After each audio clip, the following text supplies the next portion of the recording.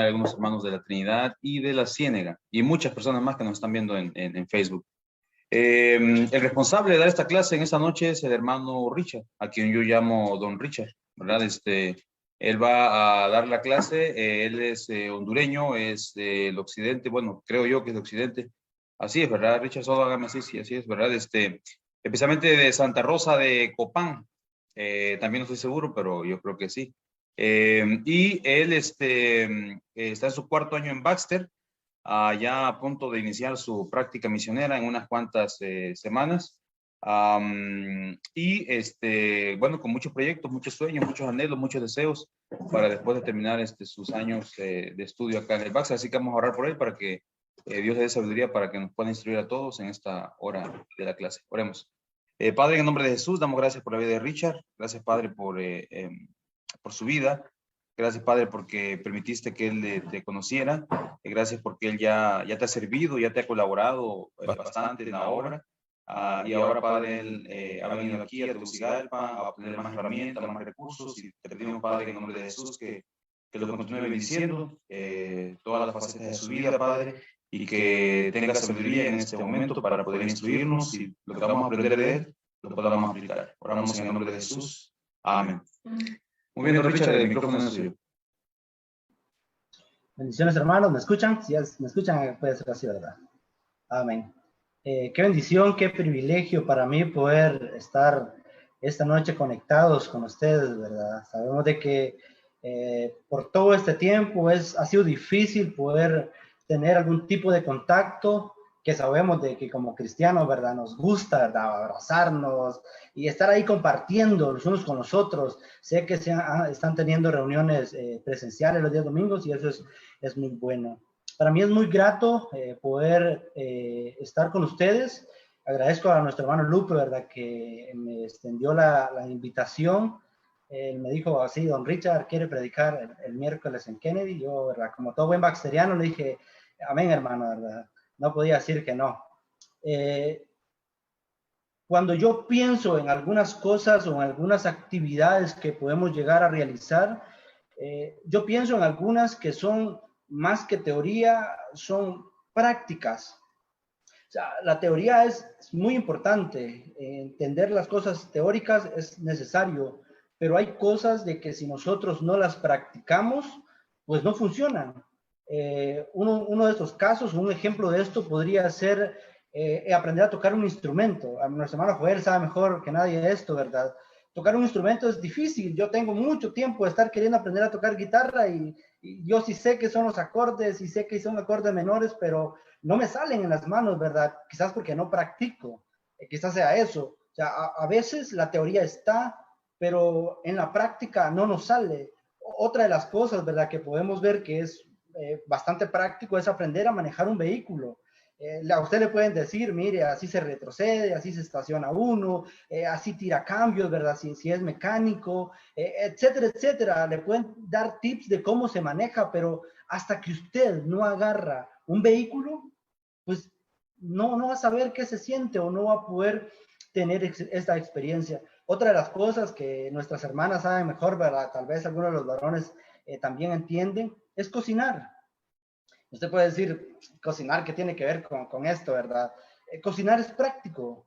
Usted puede saber muchas recetas de cocina. Se las puede aprender de memoria, decir, tengo que echarle tanto de sal, ¿verdad? Para que no quede tan salada la comida. Tengo que preparar esto, etcétera. Diferentes cosas. Usted puede tenerlas en su mente, pero si usted nunca agarra un sartén y pone algo a freír, nunca va a saber qué se siente. O nunca vas a ver si lo puede realizar. O sea, hay cosas o hay actividades que son muy prácticas. Ahora, ¿qué de la fe? Muchas veces la fe nosotros la tenemos en nuestro intelecto, en nuestro coeficiente y pensamos, qué bonito es ser cristiano. Y lo vemos como algo que es muy bonito.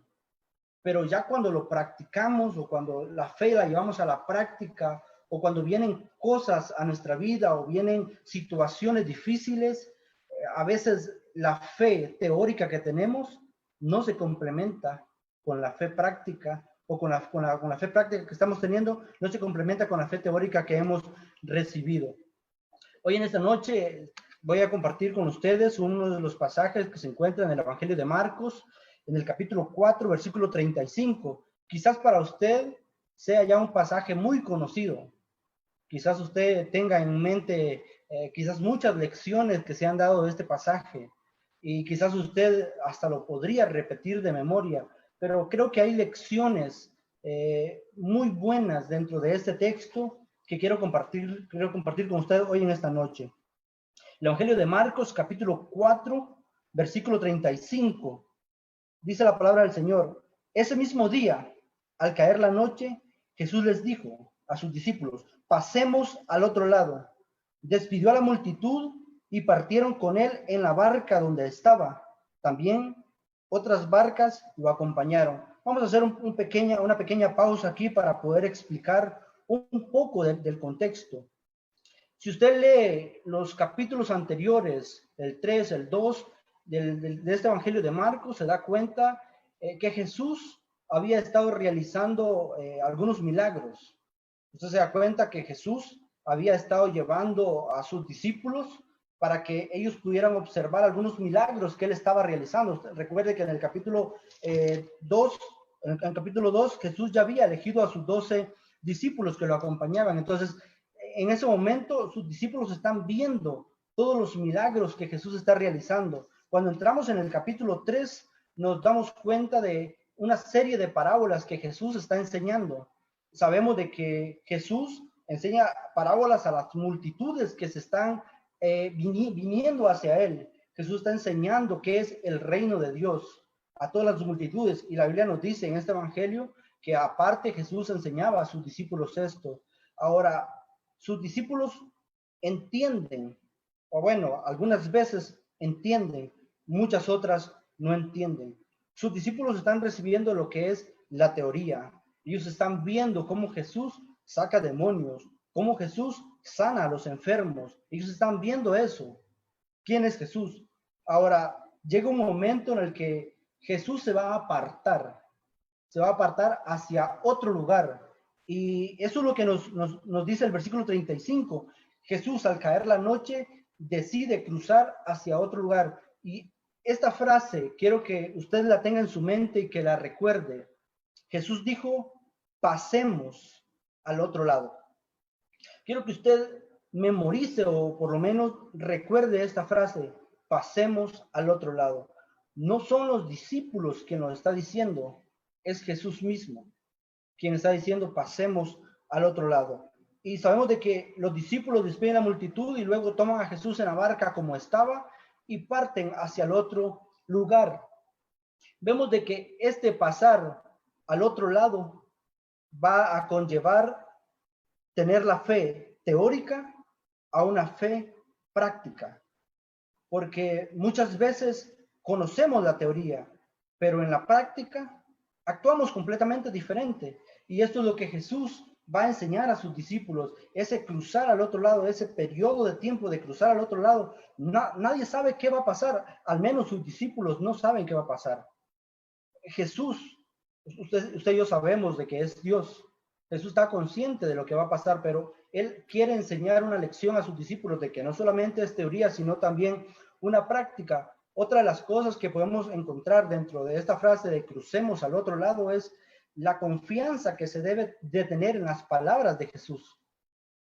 Muchas veces decimos: yo sí confío en Jesús, pero cuando Él nos dice que hagamos algo, muchas veces decimos: pero ¿por qué, Señor? ¿Por qué no lo hace otro?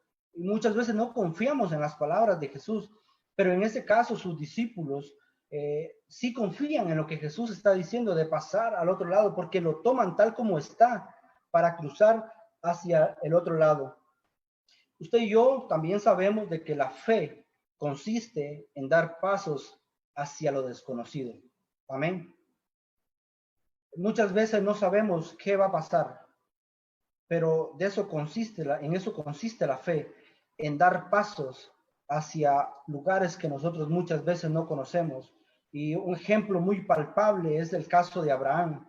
Usted recuerda cuando Dios lo llamó, él no sabía hacia el lugar donde iba a ir, pero aún así decidió obedecer la voz de Dios y partir hacia un lugar desconocido. Muchas veces nos toca hacer eso a nosotros. A veces hacemos cosas que no estamos seguros de lo que va a pasar, pero tenemos que tener seguridad en las palabras de Jesús.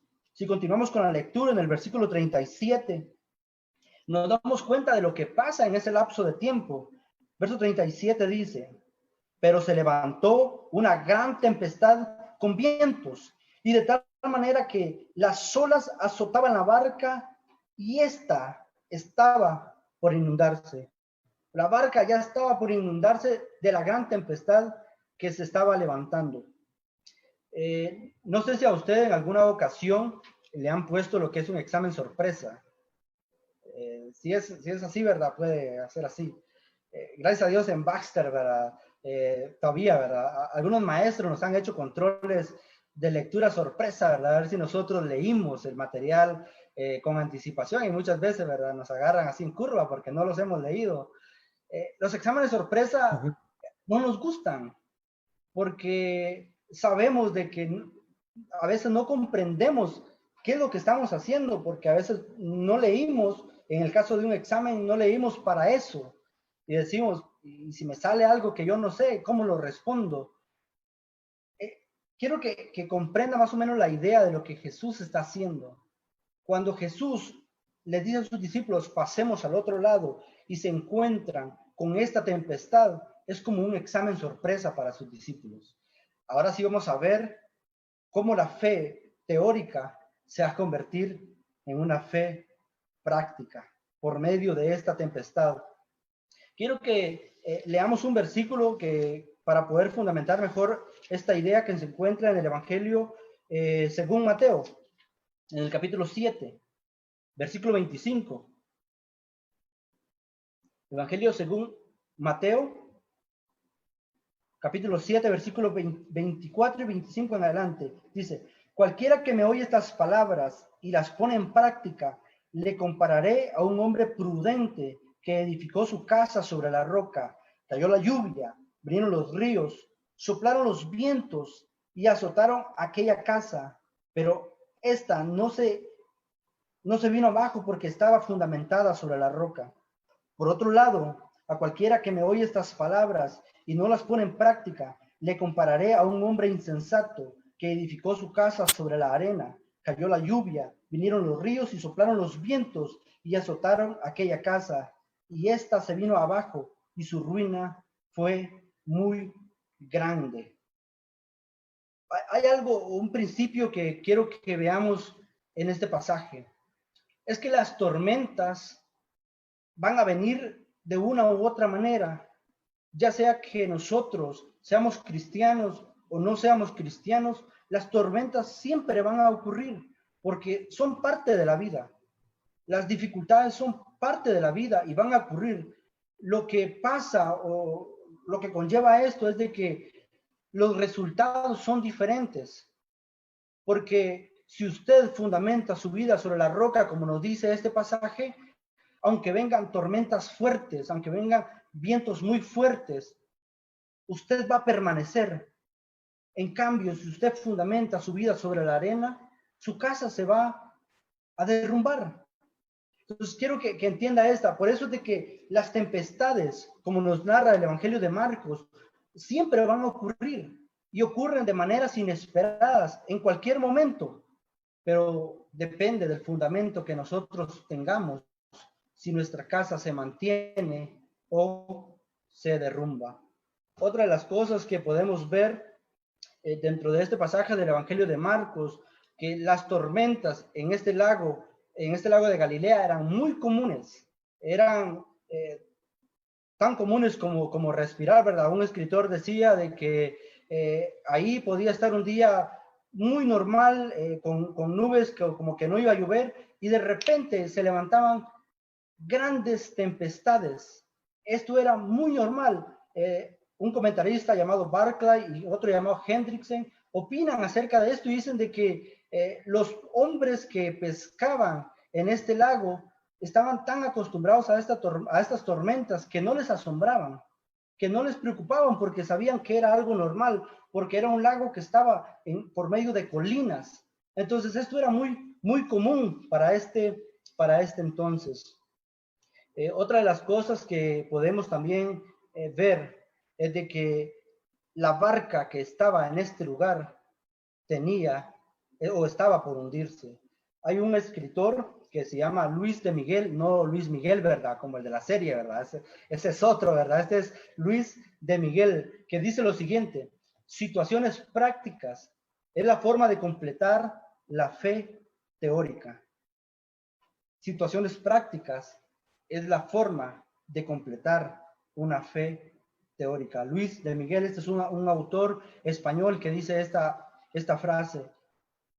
Los discípulos en esta ocasión, su barca está casi por hundirse. Las olas están golpeando tan fuerte que ya casi se hundían. Pero hay algo que me llama mucho la atención dentro de estos versículos. El verso 38 dice: Jesús estaba en la popa y dormía sobre una almohada. Lo despertaron y le dijeron: Maestro, ¿acaso no te importa que estemos por naufragar? Hay algo que es bien interesante. Barclay dice de que este lugar de donde Jesús estaba en la popa es un lugar privilegiado para algunas personas que se subían a algunas barcas. Es decir, de que ellos consideraban a Jesús como la persona más especial y por eso le daban ese lugar para descansar y estuviera su cabeza sobre una almohada. Pero es interesante porque lo que podemos ver en los versículos anteriores era que los fuertes vientos estaban azotando contra la barca. Pero ¿cuál es la actitud de Jesús? Profundamente dormido, ¿verdad? Como usted y yo en las mañanas. A veces ni podemos poner 5 alarmas y no nos despiertan, ¿verdad? A veces le decimos a nuestras mamás cuando estamos en casa, despiértenos a las 7, ¿verdad? Y a las 4 ya le dice, ya son las 8, levántese. Imagínense que Jesús está teniendo un sueño tan profundo que las olas están golpeando tan fuerte la barca y Jesús está dormido. Y esto nos va a demostrar dos cosas. Una, nos demuestra la humanidad de Jesús. Recuerde de que Jesús había tenido un día largo, había estado predicando a personas quizás muy difíciles y había estado sanando enfermos. Entonces había sido un día muy cansado para él y él necesita descansar. Y por eso es de que vemos esta actitud de que Jesús está dormido. Otra de las cosas que podemos ver dentro de este pasaje es la confianza que Jesús tiene en el Padre. Porque Jesús dormía. Podríamos decir algunos, ¿verdad? Dormía como un bebé, tranquilo. Y esto nos recuerda, ¿verdad? Algunos pasajes como Salmos, ¿verdad? Que nos dicen, en paz me acostaré y así mismo dormiré porque solamente tú me haces vivir confiado.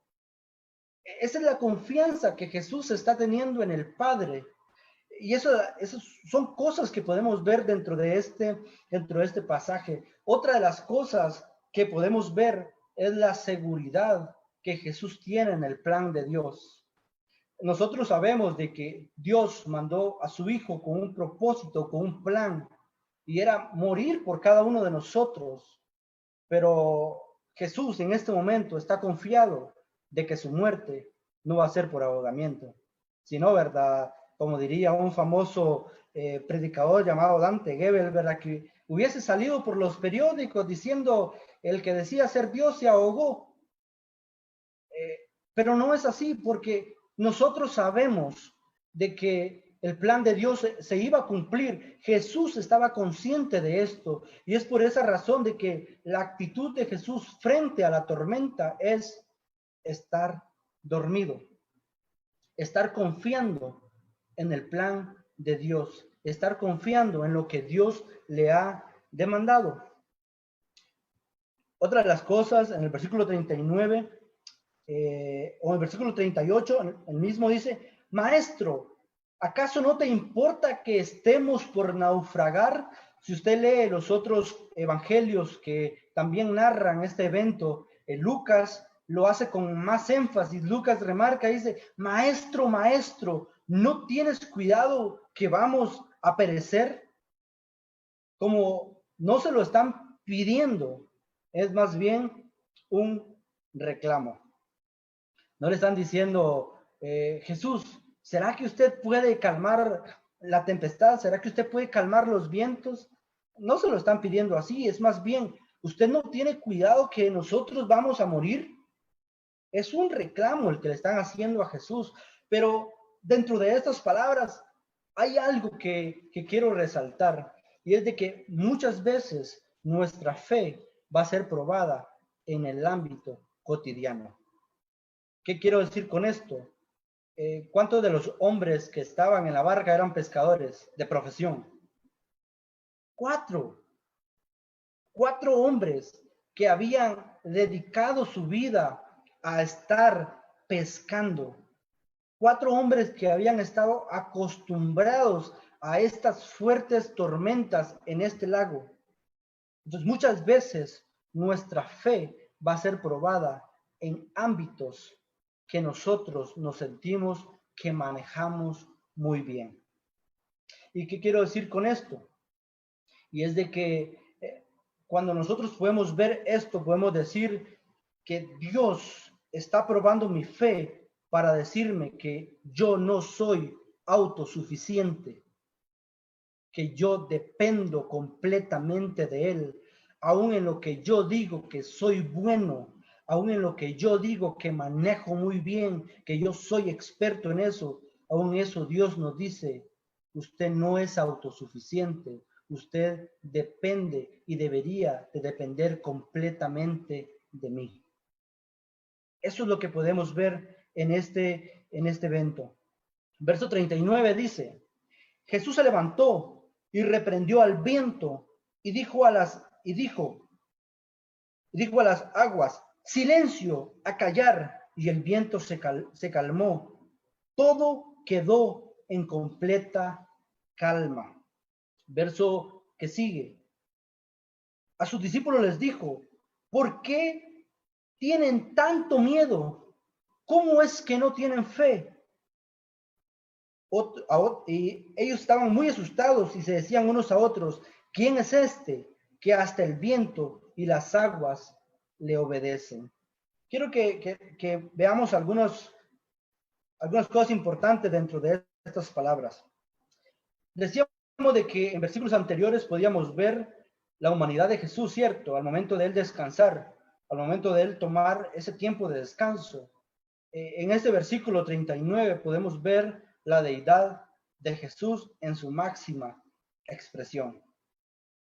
Cuando Jesús hace calmar las aguas, algunos dicen de que es la misma manera como cuando sacó el demonio de un hombre o sanó a un endemoniado.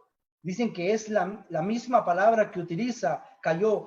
Algunos han especulado y han dicho de que era que el mar tenía un demonio y que estaba tratando de atentar contra Jesús o quería que el plan de Dios fallara y que por esa razón Jesús utiliza las mismas palabras. Pero yo aquí veo a Jesús siendo Dios, a Jesús actuando sobre los elementos de la naturaleza, teniendo control sobre todas estas cosas.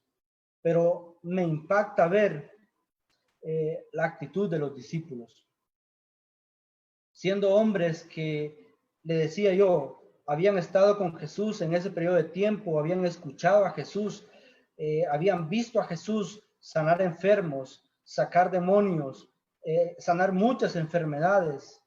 En este momento, su fe no está con ellos. Algunos han dicho, comentando este pasaje, que cuando Jesús les dice, ¿cómo es que no tienen fe? Y es que en ese preciso momento sus discípulos están dudando. En otras versiones dice, hombres de poca fe.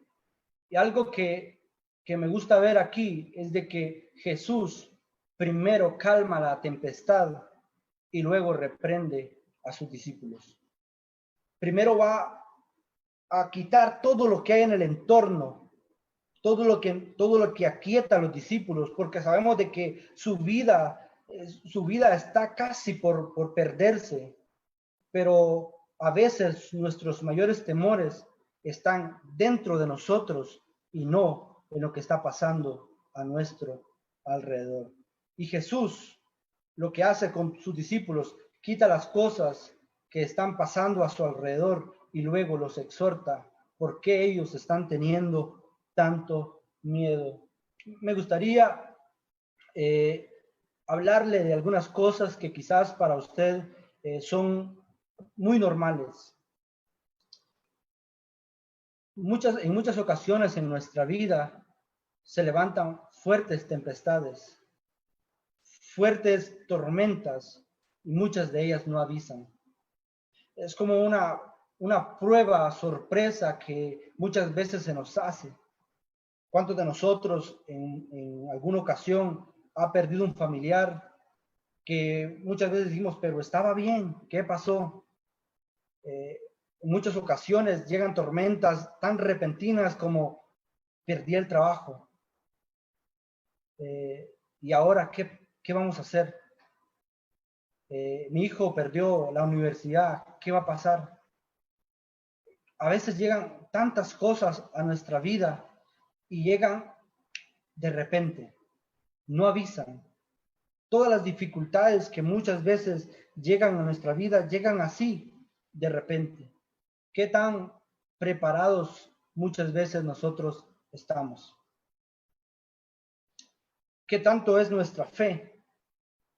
Nuestra fe teórica que hemos escuchado por muchas ocasiones en la iglesia, por medio de sermones, por medio de clases, por medio que nos dicen, aprenda a confiar en el Señor. Pero cuando vienen las dificultades, cuando vienen las tormentas, pareciera que olvidamos eso.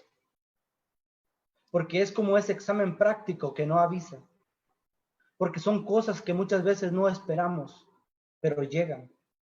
Por eso es de que el pasaje de Mateo nos decía que las tormentas van a llegar tanto para las personas que están fundamentadas sobre la roca como para las personas que están fundamentadas sobre la arena. Las tormentas llegan porque son parte de la vida, pero el resultado ya depende de nuestra fe, depende de qué tanto nosotros confiamos en Dios. Y quiero también que veamos esta otra parte. ¿Cuántas veces hemos pasado por tribulaciones, por muchas angustias y nos hemos acercado a Dios y hemos orado fervientemente a Dios como quizás nunca lo hemos hecho y pareciera que Dios duerme? Quizás usted en este preciso momento esté pasando por algo en su vida y usted esté orando constantemente a Dios y pareciera que Dios no le responde, que Dios simplemente está dormido. Pero déjeme decirle de que nosotros tenemos que confiar a quién subimos en nuestra barca. Nosotros tenemos que aprender a conocer quién está en nuestra vida. Porque si sabemos que Jesús está en nuestra vida, aunque vengan situaciones muy difíciles, sabemos que podemos confiar en Él. Yo le decía a usted que recordara la frase de pasemos al otro lado. ¿Por qué es tan importante que nosotros podamos tener en mente esta frase? Porque una es Jesús quien la está diciendo. Si Jesús la está diciendo, significa de que estas no son palabras vacías. Significa de que esto se va a cumplir, se va a llevar a cabo. No sabemos el proceso por el que tenemos que pasar. No lo sabemos. Sabemos de que van a venir momentos difíciles. Eso sí, que van a ser repentinos. Repentinos, sí, sabemos eso. Pero sabemos que tenemos que aprender a confiar en las palabras de Jesús. Si Jesús nos ha dicho, pasemos al otro lado, si Jesús afirmó esto a sus discípulos, era porque iban a pasar al otro lado. Jesús no dijo lo que iba a pasar en el transcurso de ese tiempo, pero ellos debían de confiar en las palabras de Jesús. El 5.1 de este mismo evangelio dice: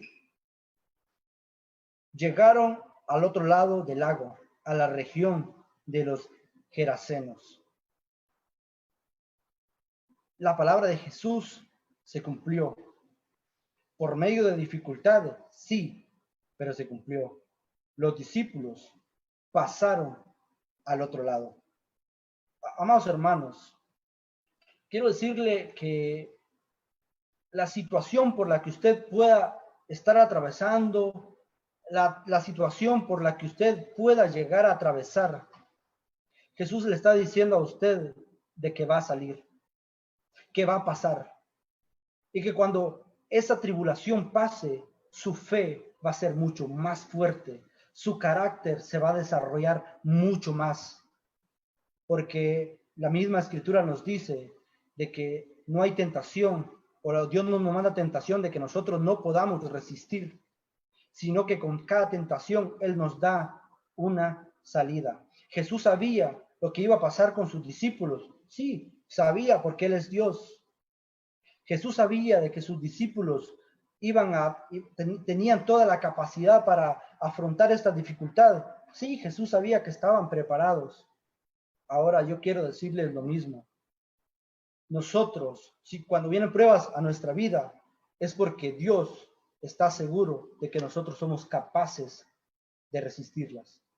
Cuando vienen dificultades en nuestra vida, significa que Dios está moldeando nuestro carácter, porque muchas veces miramos las situaciones difíciles como a saber qué hizo el hermano Joel para que le esté pasando esto, a saber cómo es que vive nuestro hermano Lucas, ¿verdad? A saber qué pecado tendrá escondido nuestro pastor Lucas, ¿verdad? Para que le esté aconteciendo esto. Y muchas veces ponemos las cosas difíciles como estas para decir que estamos haciendo algo malo en vez de ver que son pruebas que Dios está utilizando para moldear nuestro carácter a la manera de Él. Vamos a salir de cualquier situación en la que nos enfrentemos porque sabemos que Jesús está en nuestra barca. Las tormentas y las dificultades, les decía, son parte de la vida. No podemos evitar que estas pasen porque muchas llegan de manera sorpresiva. No podemos evitarlas, pero yo estoy seguro de algo, y es de que puede ser que usted haya salido de una tormenta recientemente. Y también estoy seguro que algunos de los que estamos aquí puede ser que entremos en una tormenta. Y otros no se salvan porque en algún momento vamos a entrar en algún tipo de tormenta. Solo tenemos que aprender a confiar que Jesús está en nuestra barca, y si Él nos ha dicho que vamos a pasar al otro lado, es porque vamos a pasar al otro lado. Tenga fe que Dios lo acompaña en todo. Una curiosidad bíblica que encontramos en la Biblia es de que la palabra no teman aparece 365 veces en la Biblia, es decir, un no teman por día. Y quiero que usted recuerde eso. Dios le está diciendo, no tema a una vez cada día por los 365 del año. Que la paz de Dios sea con cada uno de ustedes. Amén. Excelente, hermano Richard. Muchas gracias por esta hermosa clase. Y pues el Señor nos dice, no temamos, no temamos.